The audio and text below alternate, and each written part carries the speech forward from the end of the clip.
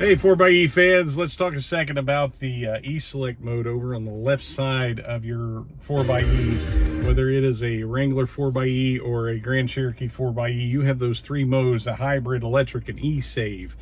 And with the recall right now telling us that we shouldn't charge and we shouldn't park it near anything or in any garages, there are some misunderstandings that come along with that. Some people have mistakenly come to the belief that eSave is like a gas mode, and this rumor won't die. It just keeps going. eSave is not a gas mode. The Wrangler 4xe is always a hybrid. There's never a time that it's not a hybrid.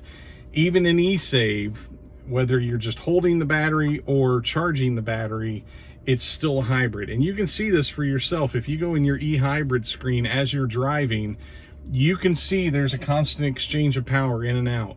And the gauge on the right side of the Wrangler, I don't know how the Grand Cherokee 4xe dashboard is laid out, but on the right side of the dashboard, there is a power meter that'll show you power coming in and out of the vehicle.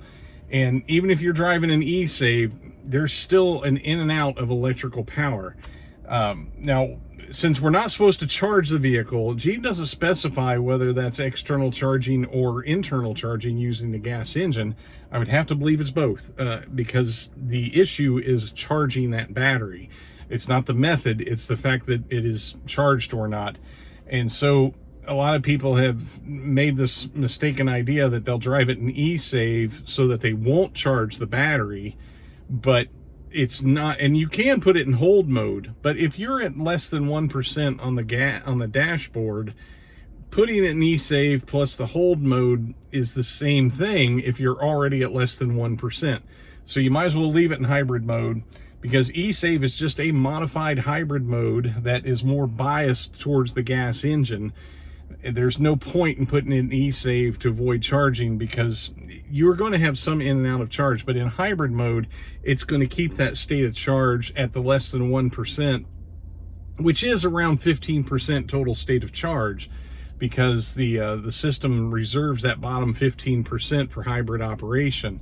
And there's no way to around that. There's no way to avoid that eSave or whatever is not going to change that scenario. So there's no point in using eSave, especially if you're trying to charge that way or hold the charge that way, because you're going to use a lot more gas in that process. And that's just one of the laws of thermodynamics. We don't create energy, we just change energy from one form to another. So if you're driving this vehicle down the road and trying to charge the battery, you're consuming more energy than if you're just driving down the road. And that's just basic thermodynamics. That's just the way that works. So I wanted to share this video in case anybody was telling you to drive an eSave because it's a gas mode. It's not. Your best bet is to throw it in hybrid mode and allow that state of charge to stay down in that less than 1% on the dash, which is 15% real state of charge. So thanks for watching. Take care.